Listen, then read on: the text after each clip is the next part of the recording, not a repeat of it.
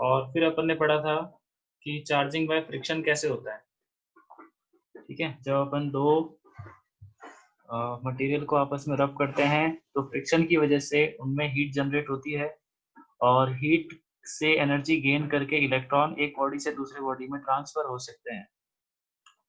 जिस बॉडी के पास ज्यादा इलेक्ट्रॉन एफिनिटी होती है वो इलेक्ट्रॉन को अपनी तरफ अट्रैक्ट कर लेता है।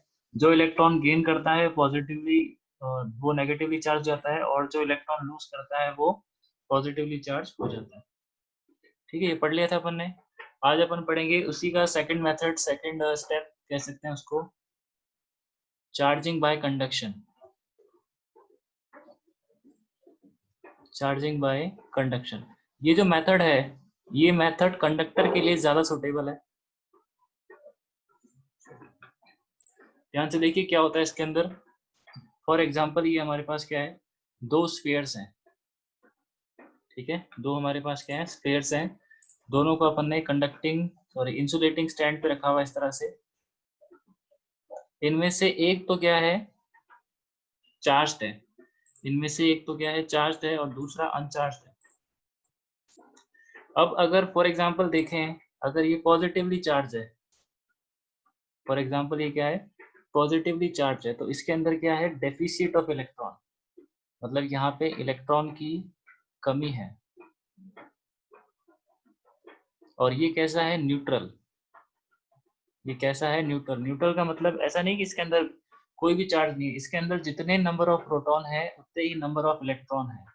ठीक है ना, तो इसके अंदर कुछ ना कुछ क्या है, फ्री इलेक्ट्रॉन्स है।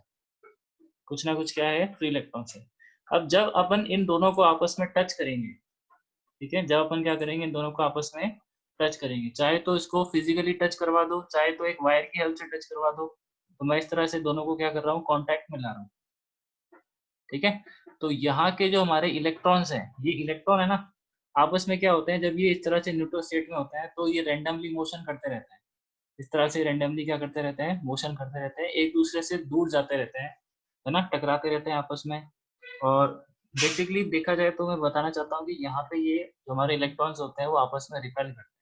लेकिन ये जो इलेक्ट्रॉन्स हैं ये इस मेटल के सरफेस से बाहर नहीं जा सकते, मेटल के सरफेस से बाहर नहीं जा सकते। लेकिन जैसे ही ये इसको यहाँ पे टच हो जाता है तो कांटेक्ट की वजह से एक पाथ क्रिएट हो जाता है और ये जो इलेक्ट्रॉन है वो यहाँ से एक बॉडी से दूसरे बॉडी में ट्रांसफर हो सकते हैं।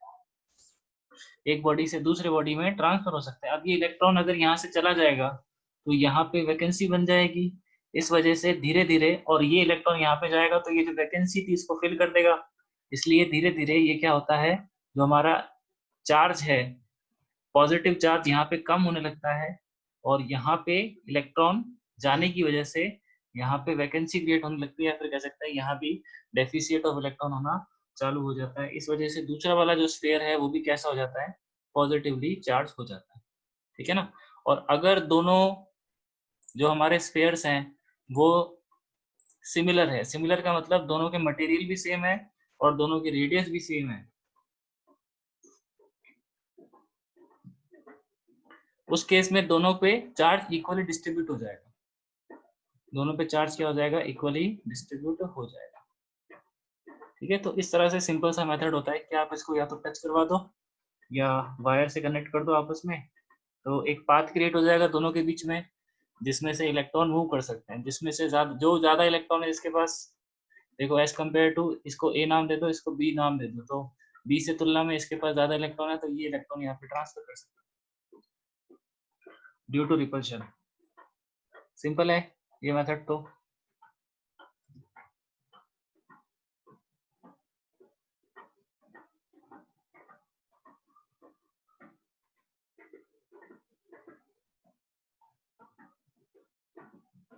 ठीक है, सेकंड देखते हैं। सेकंड हमारे पास है चार्जिंग बाय इंडक्शन।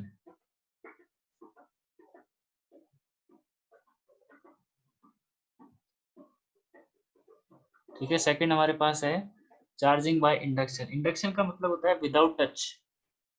इंडक्शन का मतलब होता है विदाउट टच, मतलब सिर्फ इसको पास में ले जाकर हम क्या कर सकते हैं, किसी बॉडी को चार्ज कर सकते हैं।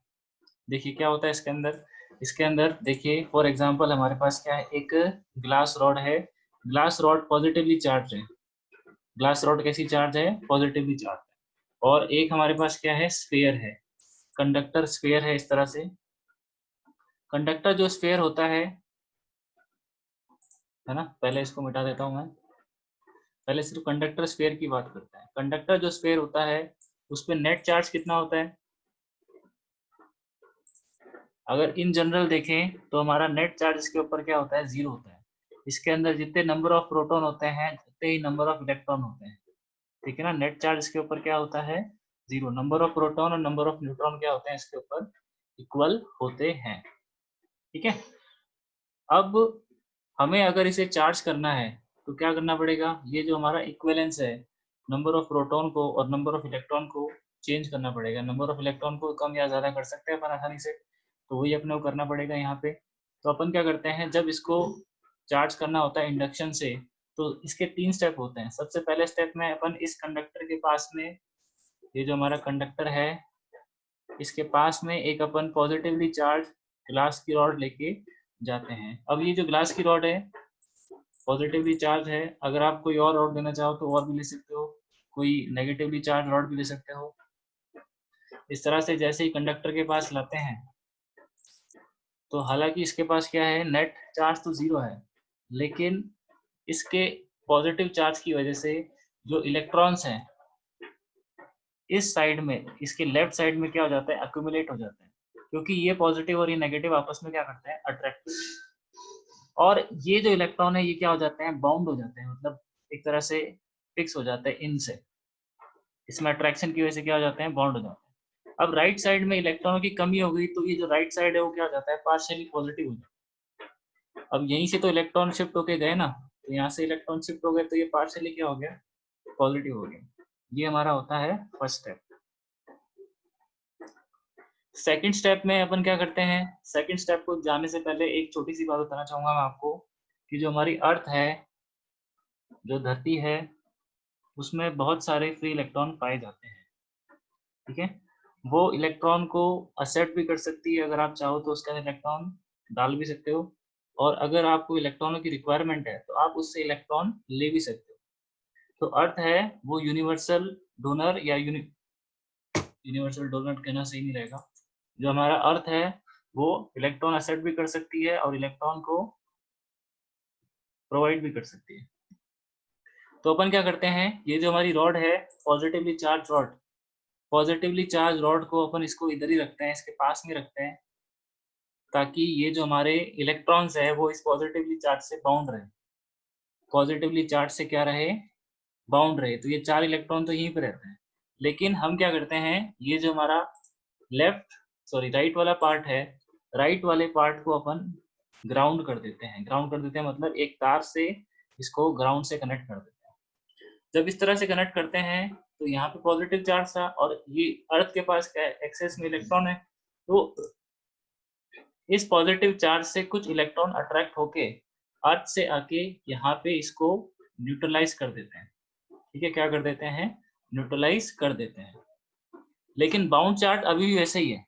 तो ये हमारा जो सिस्टम है सेकंड स्टेप में कैसा हो जाता है, सेकंड स्टेप में ये इस तरह से हो जाता है, ये अभी भी हमारे पास पॉजिटिव चार्ज है, ये हमारे जो इलेक्ट्रॉन्स है वो कैसे हैं, बाउंड है इससे, और यहाँ पे जो पॉजिटिव चार्ज था वो इसने आके खत्म कर दिया, ठीक है।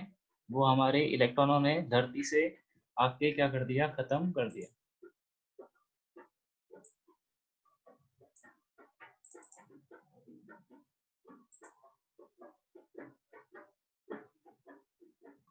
ठीक है, इस तरह से क्या कर दिया, धरती ने आके खत्म कर दिया। और लास्ट स्टेप में अपन क्या करते हैं, लास्ट स्टेप में हम इस वायर को हटा देते हैं, ठीक है, वायर को रिमूव कर देते हैं, और हमारे उसके बाद देखो वायर को पहले रिमूव कर देते हैं अपन, वायर को रिमूव कर देते हैं थर्ड स्टेप में, और उसके बाद ये जो हमारी रॉड है इसको भी धीरे धीरे क्या करते हैं, रिमूव करते हैं, इसको भी क्या करते हैं, रिमूव करते हैं। तो जो हमारे इलेक्ट्रॉन थे जो कि बाउंड थे, अब वो फ्री हो जाते हैं, अब वो कंडक्टर में कहीं भी जा सकते हैं, तो वो अपने आप को कंडक्टर में रिडिस्ट्रीब्यूट कर लेते हैं। ठीक है, कंडक्टर में अपना वो क्या कर लेते हैं, रीडिस्ट्रीब्यूट कर लेते हैं। अब ये यहाँ पर क्या हो गया, एक्सेस ऑफ इलेक्ट्रॉन हो गए, यहाँ पर क्या हो गया, एक्सेस ऑफ इलेक्ट्रॉन हो गए, इसलिए अपन कह सकते हैं कि ये नेगेटिवली चार्ज हो गए। ये जो हमारा स्फीयर है वो नेगेटिवली चार्ज हो गया।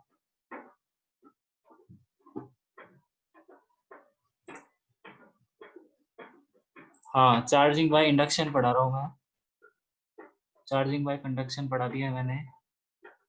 ये जो हमारा लेक्चर है ना रिवीजन क्लास का, इसको मैं अपलोड कर दूंगा यूट्यूब पे, तो बाय चांस कोई चीज़ मिस हो जाती है तो आप देख सकते हो, रिवाइज कर सकते हो उसको। ठीक है, तो इस तरह से यहाँ पे नोट करिए, दो चीज़ें नोट करनी है, इसमें दो क्वेश्चन बनते हैं कि चार्जिंग बाय इंडक्शन मेथड से किस टाइप के चार्ज क्रिएट होते हैं, क्या सेम काइंड के होते हैं या अपोजिट काइंड के होते हैं। देखो हमने क्या करा, न्यूट्रल कंडक्टर के पास में अपन पॉजिटिव चार्ज लेकर गए, तो एंड के अंदर कैसा हो गया, कंडक्टर कैसा हो गया, नेगेटिवली चार्ज, तो इसमें opposite kind of charge create होते हैं। ठीक है, अगर आप पॉजिटिव चार्ज लेके जाओगे, हाँ पॉजिटिव चार्ज लेके जाओगे तो नेगेटिव हो जाएगा, और नेगेटिव चार्ज लेके जाओगे तो पॉजिटिव हो जाएगा, उल्टा होता है। दूसरा क्वेश्चन होता है कि what is the true test of electrification. ये क्वेश्चन आता है, what is the true test of electrification.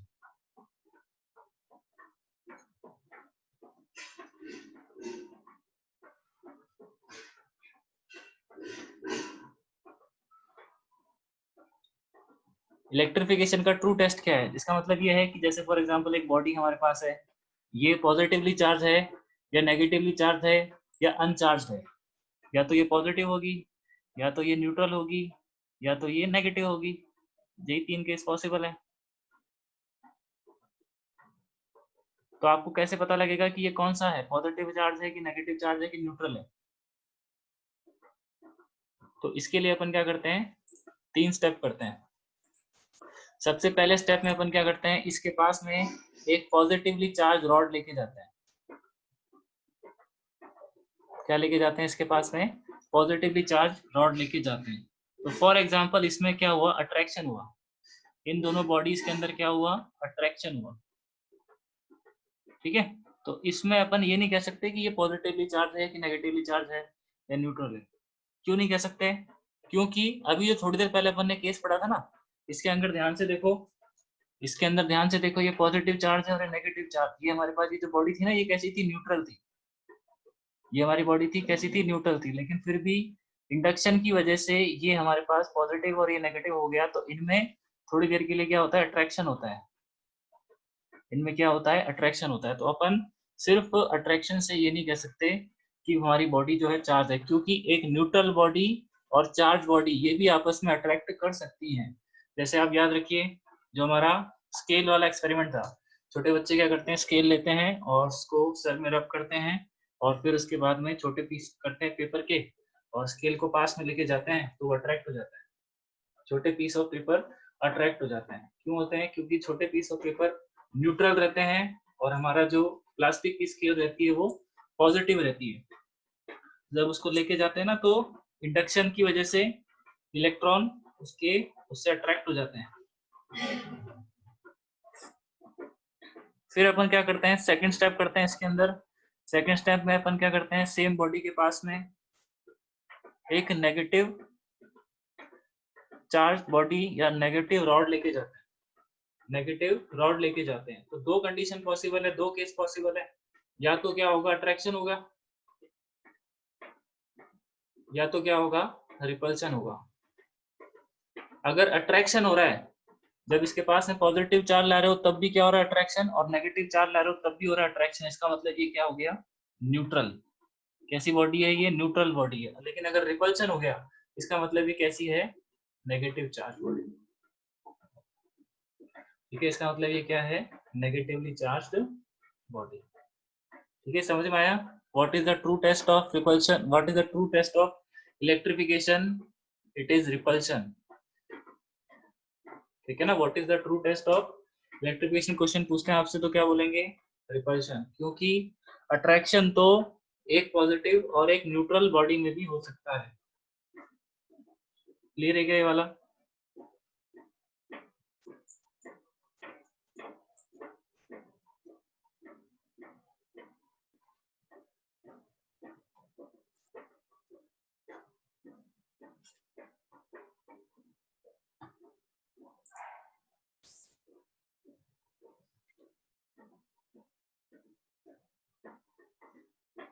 ठीक है,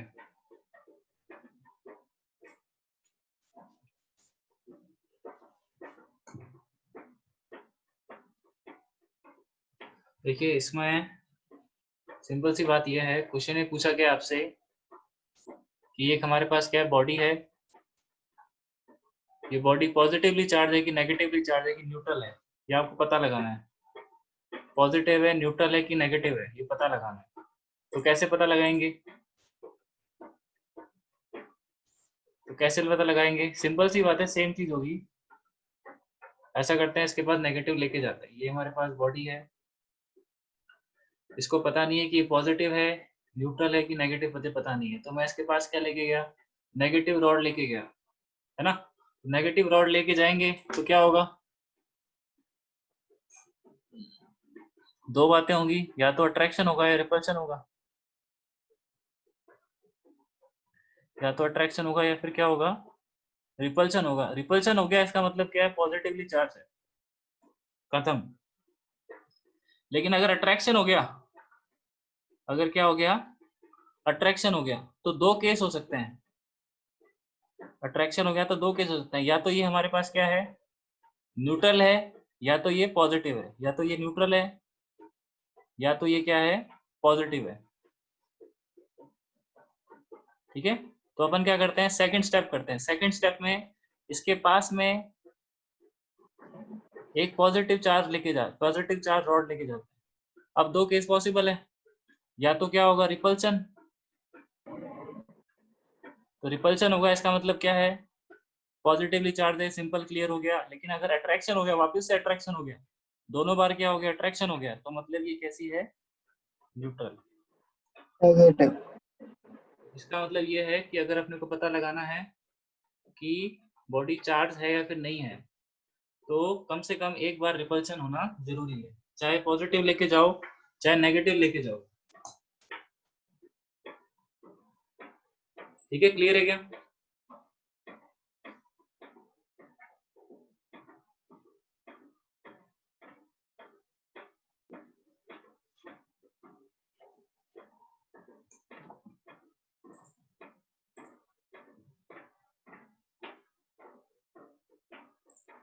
ठीक है, आगे चलते हैं। आगे हमारे पास है प्रॉपर्टीज ऑफ इलेक्ट्रिक चार्जेस।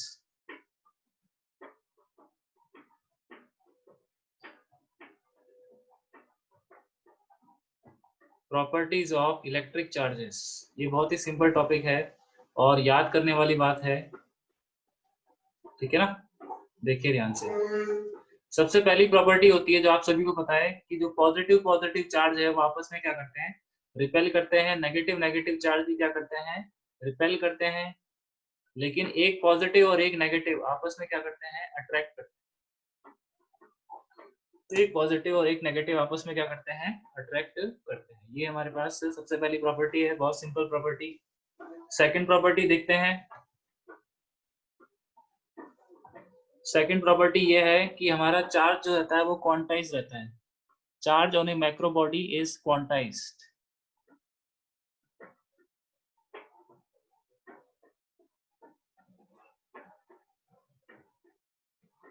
ठीक है, इसका मतलब क्या है? इसका मतलब ये है, आप याद करिए, जब अपन ने चार्जिंग बाय फ्रिक्शन पढ़ा था तो अपन ने क्या लिया था? एक ग्लास रॉड लिया था, और अपन ने क्या लिया था? एक सिल्क क्लॉथ लिया था। ठीक है, दोनों को आपस में क्या किया था? रब किया था। दोनों को आपस में क्या किया था? रब किया। तो हमने बोला था कि जब इस तरह से रब करते हैं तो फ्रिक्शन, रबिंग की वजह से, फ्रिक्शन की वजह से इसमें हीट जनरेट होती है। ठीक है ना, क्या जनरेट होती है? हीट जनरेट होती है। और जो इलेक्ट्रॉन्स है जो कि इसके सरफेस के बहुत पास में रहते हैं, इलेक्ट्रॉन्स है, वो क्या कर सकते हैं? एनर्जी गेन कर सकते हैं हीट से, और वो इधर से इधर ट्रांसफर हो सकते हैं। जो हमारा सिल्क क्लॉथ था उसकी इलेक्ट्रॉन एफिनिटी ज्यादा है, इसलिए वो इलेक्ट्रॉन को अपनी तरफ अट्रैक्ट कर सकता है। तो ग्लास रॉड पे कितना चार्ज आएगा? ग्लास रॉड पे चार्ज आएगा, अगर इसमें से एक इलेक्ट्रॉन गया तो एक इलेक्ट्रॉन का चार्ज आएगा। एक इलेक्ट्रॉन की कमी होगी, इसका मतलब एक इलेक्ट्रॉन का चार्ज आएगा। या फिर अगर दो इलेक्ट्रॉन गए तो दो इलेक्ट्रॉन का चार्ज आएगा।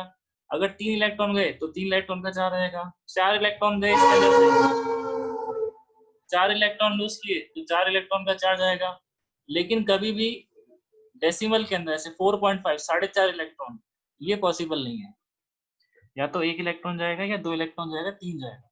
4.5 5.5 या 2/7 इस तरह का फ्रैक्शनल वैल्यू चार्ज की पॉसिबल नहीं है। या फिर अगर अपन नोट करें तो जो भी होता है चार्ज, किसी बॉडी पे जो चार्ज होता है वो किसी फिक्स्ड वैल्यू का, एक फिक्स्ड वैल्यू है, उसको अपन ने किससे मल्टीप्लाई कर दिया, n से मल्टीप्लाई कर दिया, जहां पे n क्या है, इंटीग्रल फैक्टर, ठीक है ना। ये n क्या है, इंटीजर,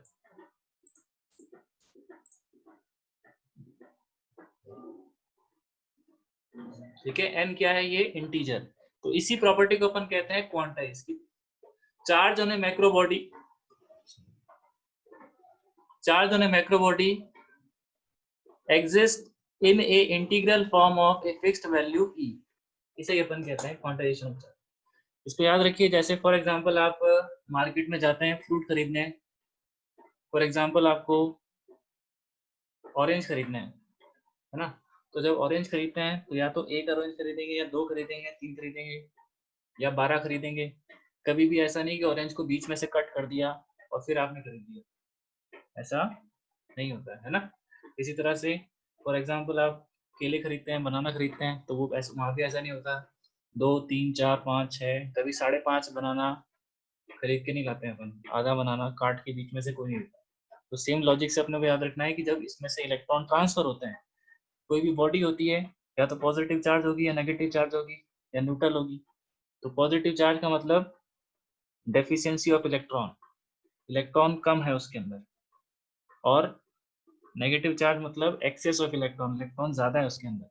तो इलेक्ट्रॉनों की हेल्प से अपन पता लगा सकते हैं कि बॉडी पॉजिटिव है या नेगेटिव है। और चार्ज भी इसी से अपने को समझ सकते हैं कि जो चार्ज होगा वो इलेक्ट्रॉन की ट्रांसफर की वजह से ही आ रहा है। तो इलेक्ट्रॉन यानी कि मतलब चार्ज लिखना है तो Q बराबर n ही अपने को लिखना पड़ेगा। ठीक है, क्लियर है ये वाला टॉपिक।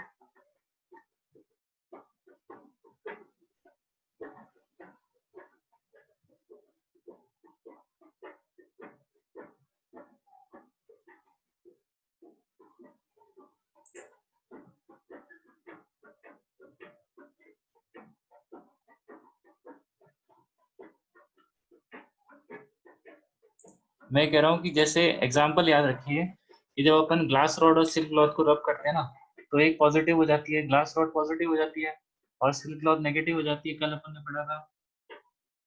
तो मैं बोल रहा हूँ कि पॉजिटिव नेगेटिव क्यों होती है, क्योंकि इलेक्ट्रॉन ट्रांसफर होते हैं,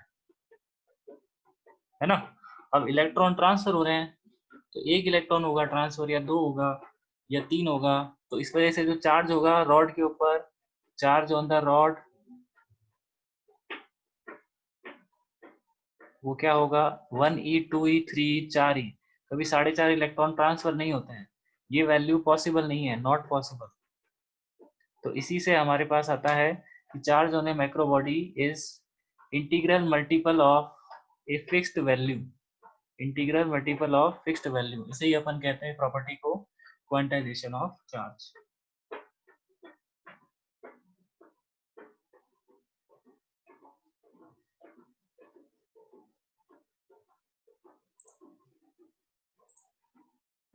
ठीक है, तीसरी प्रॉपर्टी देखते हैं। चार्ज की तीसरी प्रॉपर्टी क्या होती है, चार्ज की तीसरी प्रॉपर्टी होती है कंजर्वेशन ऑफ चार्ज। अब कई लोग इसे कंफ्यूज करते हैं कंजर्वेशन ऑफ एनर्जी से। कंजर्वेशन ऑफ एनर्जी सभी को 10th क्लास तक याद हो जाती है कि energy can not be created, can not be destroyed, but can be transferred from one form to another form.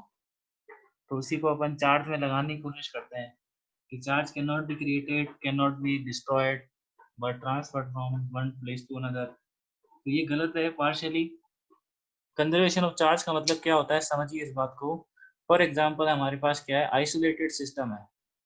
कैसा सिस्टम है ये, आइसोलेटेड सिस्टम। आइसोलेटेड सिस्टम क्या होता है, आइसोलेटेड सिस्टम ऐसा सिस्टम होता है जो अपने सराउंडिंग से, जो अपने सराउंडिंग से ना तो एनर्जी ना ही मास, एनर्जी और मास दोनों को ही ट्रांसफर नहीं करता है। ठीक है ना, उसे अपन कहते हैं आइसोलेटेड सिस्टम। ऐसे आइसोलेटेड सिस्टम में मान लीजिए दो हमारे पास कंडक्टर है, दो हमारे पास क्या है, कंडक्टर है, कंडक्टर ए और कंडक्टर बी। इसके ऊपर था प्लस का 10 कूलाम और इसके ऊपर था माइनस का 2 कूलाम। ठीक है, ये इसकी इनिशियल है, ये इसकी क्या है, इनिशियल कंडीशन। ठीक है, तो टोटल चार्ज कितना है इनिशियल कंडीशन में, टोटल चार्ज इनिशियल कंडीशन कितना है, 10 कूलाम और माइनस 2 कूलाम, 8 कूलाम पूरे सिस्टम के ऊपर, पूरे सिस्टम के ऊपर कितना चार्ज है, 8 coulomb.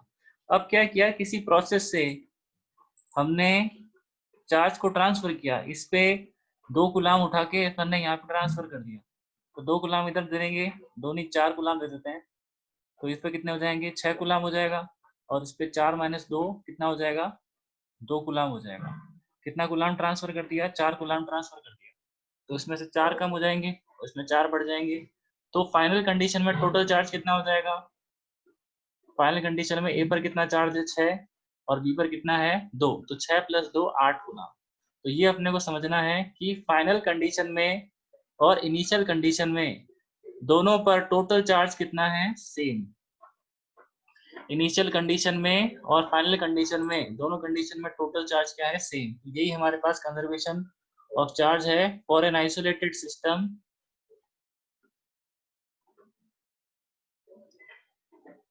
For an isolated system total charge remain conserved या टोटल चार्ज रिमेन्स कांस्टेंट।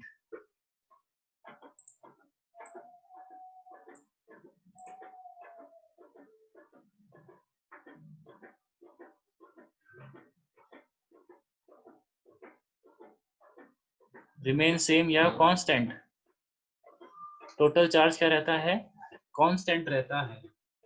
कौन से सिस्टम पे, आइसोलेटेड सिस्टम पे। अगर ये आइसोलेटेड सिस्टम नहीं होता, अगर फॉर एग्जांपल यहाँ से मैं अर्थिंग कर देता हूँ, ठीक है, क्या कर देता, अर्थिंग कर देता, तो कंजर्वेशन ऑफ चार्ज नहीं लगा सकता यहाँ पे, है ना, कंजर्वेशन ऑफ चार्ज नहीं लगा सकता, सराउंडिंग से कुछ भी एक्सचेंज नहीं होना चाहिए। क्लियर है कि ये वाला conservation of charge.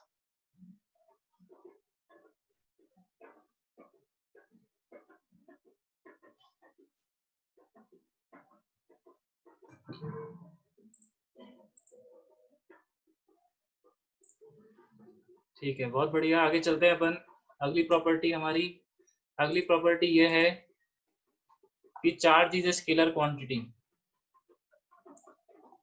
Charge is a scalar quantity. Scalar quantity जैसे फॉर एग्जांपल मास, मास कैसी होती है, स्केलर क्वांटिटी होती है ना, उसको अपन सिंपली ऐड कर सकते हैं।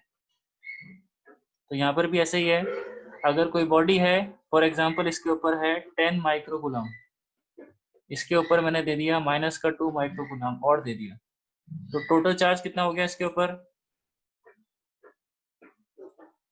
10 - 2 8 माइक्रोकूलम। ठीक है, या फिर फॉर एग्जांपल इसके ऊपर था 10 माइक्रोकूलम और मैंने इसमें से कुछ इलेक्ट्रॉन निकाल लिए, तो इस पे 2 माइक्रोकूलम एक्स्ट्रा आ गया इसके ऊपर, तो एक्स्ट्रा आ गया इसका मतलब इसके ऊपर कितना चार्ज हो गया, 10 + 2 12 माइक्रोकूलम। ठीक है, मतलब चार्ज को अपन क्या कर सकते हैं, सिंपली ऐड कर सकते हैं। जैसे फॉर एग्जांपल एक हमारे पास सिस्टम है, सिस्टम है, इसमें 3 बॉडी है, ए बी और सी। ठीक है, इसके ऊपर है 3 माइक्रोकूलम, इसके ऊपर है 4 माइक्रोकूलम और इसके ऊपर है x माइक्रोकूलम। अरे अगर इस पूरे सिस्टम का टोटल चार्ज, पूरे सिस्टम का टोटल चार्ज है 15 माइक्रोकूलम, तो बताइए x की वैल्यू क्या होगी। समझिए इस क्वेश्चन को कि हमारे पास एक सिस्टम है, सिस्टम के अंदर 3 ऑब्जेक्ट है ए बी और सी। ए के ऊपर है 3 माइक्रोकूलम, बी के ऊपर है 4 माइक्रोकूलम और सी के ऊपर है x। अगर टोटल चार्ज हमारे पास है कितना, 15, तो इसकी वैल्यू क्या होगी। तो सिंपली आपको पता है कि क्यू टोटल बराबर हो जाएगा, बिल्कुल बढ़िया, बहुत बढ़िया आपने आंसर दिया। क्यू टोटल बराबर हो जाएगा charge on A plus charge on B plus charge on C. ये 15 दिया हुआ है, ये हमारे पास 3 है, ये 4 है, ये x हो गया, तो सॉल्व कर लेंगे तो हमारे पास 8 माइक्रोकूलम इसका आंसर आ जाएगा। ठीक है ना। तो इस तरह से इसको अपन क्या कर सकते हैं, समझ सकते हैं कि सिंपली अपन क्या कर सकते हैं, चार्ज को ऐड कर सकते हैं। आगे चलते हैं कि नेक्स्ट प्रॉपर्टी हमारे पास है कि charge is always associated with mass.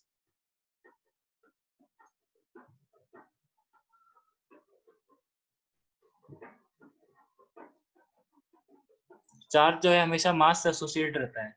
जैसे कि एक हमारे पास ऑब्जेक्ट है ना, अगर ये पॉजिटिवली चार्ज है तो इसका मतलब क्या है, इसके अंदर नंबर ऑफ प्रोटॉन ज्यादा है as compare to number of electron, है ना, इसीलिए इसके ऊपर क्या है, पॉजिटिव चार्ज है। अगर हमारे पास एक नेगेटिवली चार्ज बॉडी है तो इसका मतलब क्या है, नंबर ऑफ इलेक्ट्रॉन ज्यादा है नंबर ऑफ प्रोटॉन से, इसका मतलब इसके पास इलेक्ट्रॉन ज्यादा है। तो यहीं से अपने को समझना है कि जो हमारी बॉडी है उसके पर चार्ज तभी होगा जब उसके ऊपर मास होगा।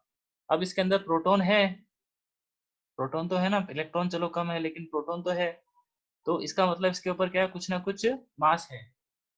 ऐसा कभी नहीं होगा कि ऑब्जेक्ट है उसका मास 0 है, उसके ऊपर कुछ भी नहीं है, ऑब्जेक्ट का कुछ भी मास नहीं है, लेकिन उसका कोई ना कोई चार्ज है, तो ऐसा गलत है। ठीक है, फिर से सुन लो। मैं ये बोल रहा हूँ कि चार्ज हमेशा मास से एसोसिएटेड रहता है। कि फॉर एग्जांपल ये हमारे पास पॉजिटिवली चार्ज बॉडी है और ये नेगेटिवली चार्ज बॉडी है। पॉजिटिवली चार्ज बॉडी कब होती है, जब नंबर ऑफ प्रोटॉन ज्यादा होता है नंबर ऑफ इलेक्ट्रॉन से। नेगेटिव चार्ज बॉडी कब होती है, जब नंबर ऑफ इलेक्ट्रॉन ज्यादा होता है नंबर ऑफ प्रोटॉन से। मतलब ये अगर चार्ज है तो इसका, इसके अंदर कुछ ना कुछ मास जरूर होगा, कुछ ना कुछ मास जरूर होगा। ठीक है, इसके अंदर भी कुछ ना कुछ क्या होगा, मास होगा। इलेक्ट्रॉन है ना भाई इसके अंदर, इलेक्ट्रॉन के भी तो कुछ ना कुछ क्या होता है, मास होता है। प्रोटॉन है इसके अंदर, इसका मतलब कुछ ना कुछ क्या है, मास है। ऐसा कभी नहीं होगा कि एक बॉडी है उसका मास 0 है, बॉडी का क्या है, मास क्या है, 0 है, लेकिन फिर भी चार्ज इसके ऊपर कुछ ना कुछ है, तो ये पॉसिबल नहीं है। ठीक है, ये पॉसिबल नहीं है।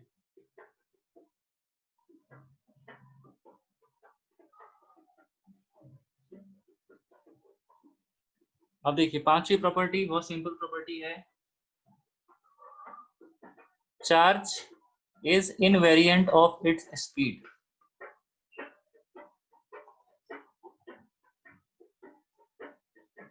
Charge is invariant of its speed. For example एक ऑब्जेक्ट है जिसका मास है m0 और जिसका चार्ज है प्लस q0। इसको अपन ने मोशन दिया और इस तरह से मोशन करवाया कि इसकी जो स्पीड है वो स्पीड ऑफ लाइट, ठीक है ना, स्पीड ऑफ लाइट के क्या है, कंपेरेबल है।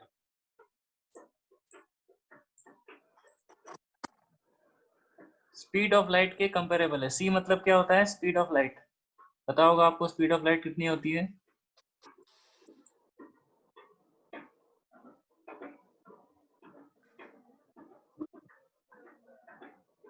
तो थ्योरी ऑफ रिलेटिविटी के हिसाब से इसका जो मास होगा चेंज हो जाएगा। मास बराबर हो जाएगा m बराबर m0 1 minus v square upon c square. मतलब इसका मास बढ़ जाएगा, लेकिन चार्ज पे कोई फर्क नहीं पड़ेगा। शुरुआत में अगर प्लस q0 है तो बाद में भी इसका चार्ज कितना रहेगा, q0। Charge will remain same.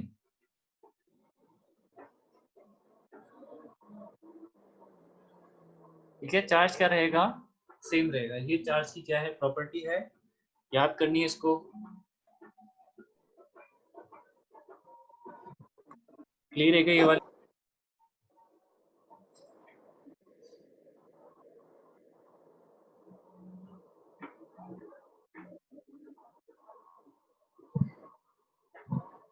अभी रंजीत जी कुछ पूछना चाह रहे हैं क्या।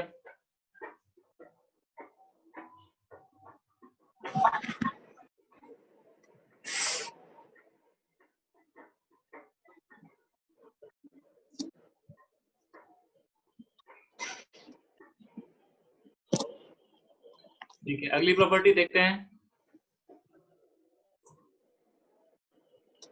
अगली प्रॉपर्टी देखते हैं अपनी, छठी प्रॉपर्टी है कि सातवीं है?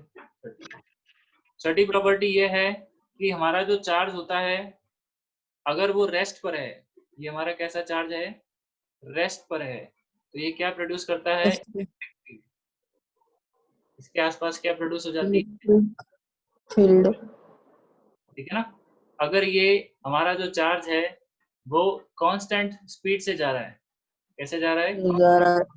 कांस्टेंट स्पीड से, तो ये इलेक्ट्रिक फील्ड और मैग्नेटिक फील्ड दोनों प्रोड्यूस करता है। प्रोड्यूस तो करेगा तभी तो जाएगा, है ना।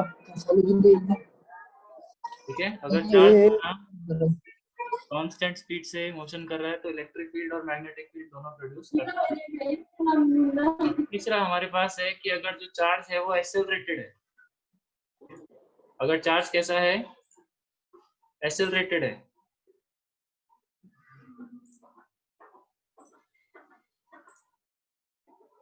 ठीक है ना, इसकी वेलोसिटी वेरिएबल है, तो उस केस में ये इलेक्ट्रोमैग्नेटिक वेव जनरेट करता है।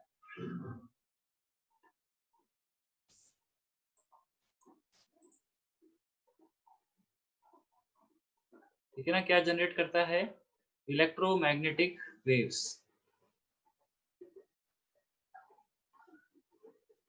ठीक है, क्या जनरेट करता है? ये इलेक्ट्रोमैग्नेटिक वेव जनरेट करता है।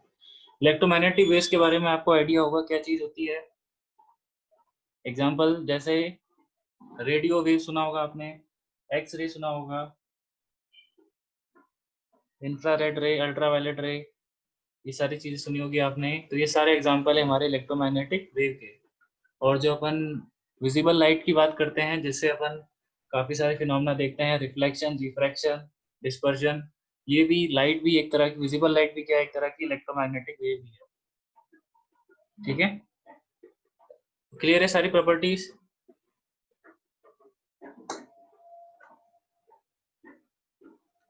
इसको रिवाइज कीजिएगा, हो सकता है कि आपका टेस्ट हो जाए।